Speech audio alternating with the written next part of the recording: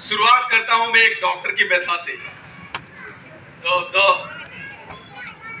Problem है doctor faces, में पहली ड्यूटी कर रहा है और उसके सामने एक पेशेंट आता है। स्ट्रेचर पे एक पेशेंट को लाया जाता है जो पसीने से लथपथ है, पल्सेस गायब हैं, ब्लड प्रेशर गायब है, ऑक्सीजन कम हो रहा है और सारे रेजिडेंट डॉक्टर उसके सीपीआर कर रहे हैं, कार्डियोपल्मोनरी रिससिटेशन, उसके छाती को दबा रहे हैं। आप इमेजिन कीजिए, उसका पहला दिन है as a doctor in emergency ward. 5-10 minute बीत जाता है, लगातार सीपीआर होता है, कार्डियोपल्मोनरी रिससिटेशन होता है, उसके बाद डेथ डिक्लेयर की जाती है। मोस्ट प्रोबेबली ये कार्डियक अटैक था। पेशेंट को कार्डियक अटैक, हार्ट अटैक के बाद कार्डियक अरेस्ट हुआ और उसकी डेथ हो गई। What we all doctors were doing there? हम लोग क्या कर रहे थे? हम लोग एक ऐसे मेडिसिन को प्रैक्टिस कर रहे थे जो रिएक्टिव था, जो उस सिचुएशन को रिएक्ट कर रहा था जहां पे एक महिला हार्ट अटैक से आई थी, उसको बचाने की कोशिश की जा रही थी, जो फ्यूटाइल रहा। उस घटना के बाद मेरे दिमाग में एक सवाल हमेशा रहता था कि ऐसे कितने सारे लोग होंगे दुनिया भर में। We have data now, India में केवल 101 मिलियन लोग हैं जो पोटेंशियल कार्डियक अरेस्ट के मरीज हैं। इस हॉल में 54% लोग ऐसे हैं जो पोटेंशियल कार्डियक अरेस्ट के मरीज हैं। ये मैं नहीं कह रहा हूं, ये आईसीएमआर जो एपेक्स बॉडी है इंडिया की, Indian council of medical research, जो एपेक्स बॉडी है, जो हेल्थ के बारे में, बायोमेडिकल रिसर्च के बारे में गाइडलाइन जारी करती है, वो कहती है इंडिया में 56.4% जो डिजीज है वो नॉन कम्युनिकेबल डिजीज है जो डाइट की वजह से हो रही है। ये इवेंट उस डॉक्टर के लिए कैसा रहा होगा?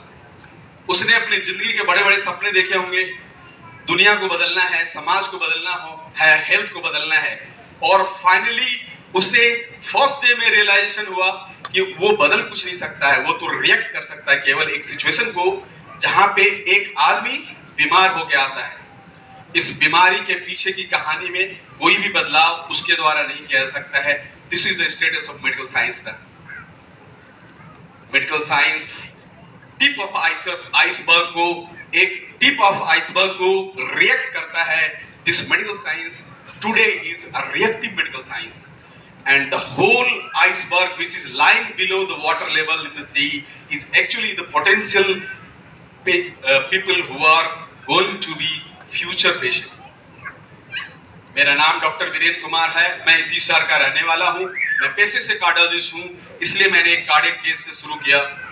अब हम बदलाव कहां से करें? मेरे पास समय बहुत कम है, हम कहां बदलाव कर सकते हैं? आईसीएमआर कहता है 56.4% लोगों को जो बीमारी हो रही है, जो किसी तरह का इन्फेक्शन नहीं है, वो फॉल्टी फूड और न्यूट्रिशन की वजह से हो रहा है। अगर फॉल्टी फूड और न्यूट्रिशन की वजह से अगर ये बीमारी हो रही है तो उसका रिवर्सल भी, उसकी रेमेडी भी केवल फूड और न्यूट्रिशन हो सकता है। एग्री करते हैं आप लोग? तो क्या बदलाव करना चाहिए फूड और न्यूट्रिशन में, और क्या बदलाव अभी तक हो चुका है फूड और न्यूट्रिशन में, जिसकी वजह से इतनी संख्या में भारत जैसे देश में अभी का डाटा है 10 मई 2024 का डाटा है कि हमारे देश में 56% लोग डाइटरी प्रॉब्लम की वजह से बीमार हो रहे हैं। और ये मजेदार बात है कि इसको प्रिवेंट किया जा सकता है। और यहां तक हम लोग पहुंचे कैसे हैं?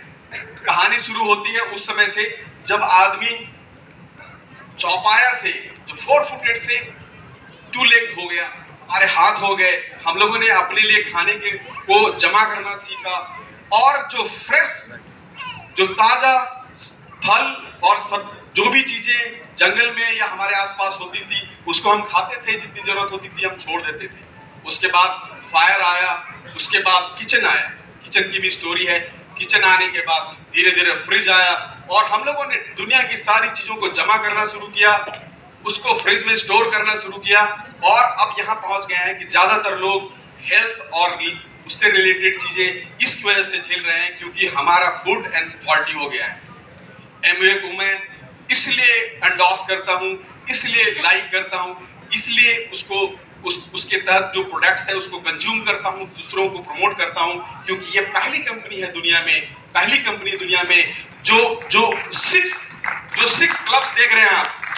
अगर WHO के हेल्थ के डेफिनेशन को आप देखेंगे, हेल्थ का डेफिनेशन WHO का कहता है health is a state of complete physical, mental and social wellbeing and not merely the absence of disease or infirmity and ability to lead socially, economically or mentally productive life। ये सारा cover हो जाता है।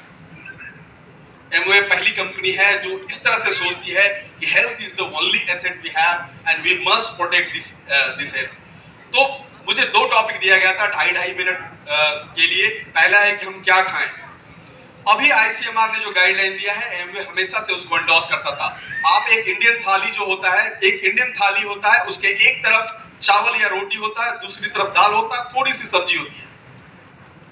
दाल भी थोड़ा सा होता है जो थाली में बिल्कुल ऐसे पड़ा होता है, थोड़ी सी सब्जी होती है। ICMR ने उसको उलट दिया है, एक फूड पिरामिड बनाया है। एक फूड पिरामिड बनाया है जिसके बेस में जो हमारे कंट्री में जो बेस होता है फूड का, वो सीरियल्स होता था, उसको पलट दिया गया है। उसके बेस में फ्रेश फ्रूट्स और वेजिटेबल्स को रखा गया है। सो पहला बदलाव करना होगा, हम अपनी थाली को उलट देंगे और सीरियल्स जो है, जो अनाज है या जो मिलेट्स है, उसको सबसे बेस में नहीं रखेंगे, सबसे बेस में फ्रूट्स एंड वेजिटेबल्स को रखेंगे। उसके बाद उसके ऊपर हम डिफरेंट टाइप के सीरियल्स को, होल ग्रेन को, रिफाइंड को नहीं, होल ग्रेन को रखेंगे। उसके बाद जो सेक्शन आता है उसमें आप अगर नॉन वेजिटेरियन है तो फिश, एग और पल्सेस और लेंटिल्स, अदर थिंग्स को रखेंगे और टॉप में seeds and oils and other sources रहेगा। ये अभी की डाइट है। अगर इस डाइट को फॉलो करेंगे तो हम रिवर्स कर सकते हैं अपने डिजीज प्रोसेस को। मेरे पास समय बहुत कम है, मैं बहुत ज्यादा देर नहीं बोलना चाहता हूं।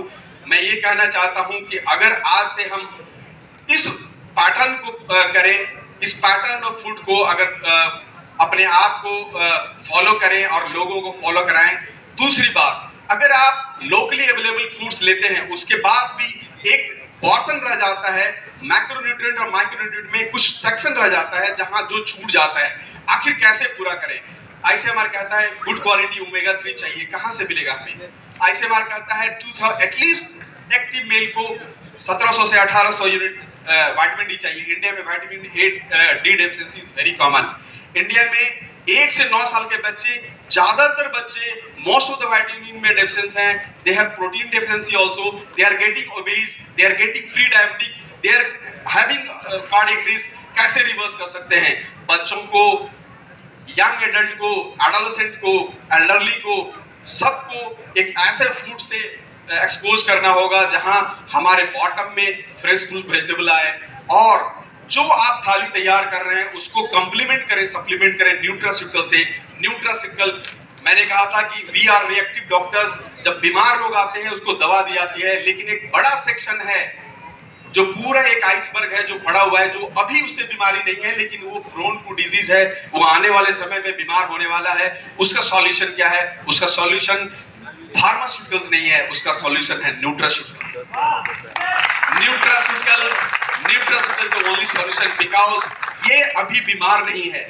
हमें एक्सीडेंट के बाद हेलमेट पहनने की आदत नहीं रखनी चाहिए। हमें प्रिपेयर करना है अपने आप को एक्सीडेंट के पहले हेलमेट पहनने का।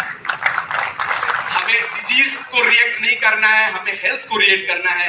डॉक्टर्स डिजीज ट्रीट करते हैं, हेल्थ को ट्रीट नहीं करते हैं। आप लोगों में पोटेंशियल है, आप लोगों के पास जिम्मेदारी है। You can become you are actually health और आप प्रमोट कर सकते हैं हेल्थ को, क्योंकि ज्यादातर लोगों को जरूरत है आपकी जो हेल्थ को प्रमोट करते हैं रादर देन डॉक्टर्स की जो डिजीज को ट्रीट करते हैं। Thank you very much.